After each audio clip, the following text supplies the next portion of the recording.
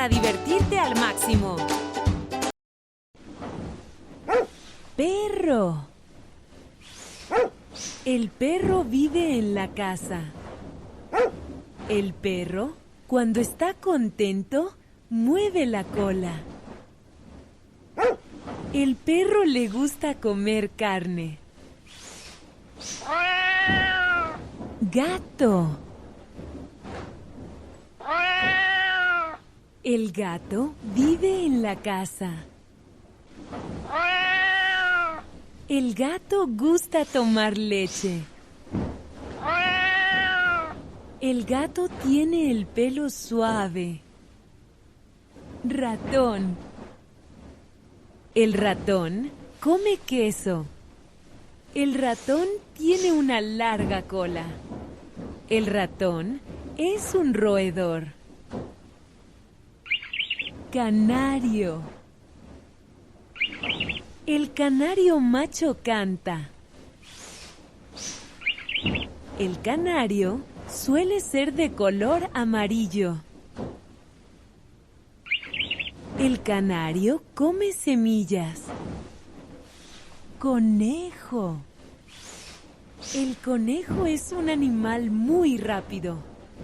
El conejo come zanahorias. El conejo tiene 2 orejas grandes. Caracol. El caracol se mueve lento. El caracol tiene un caparazón que lo protege.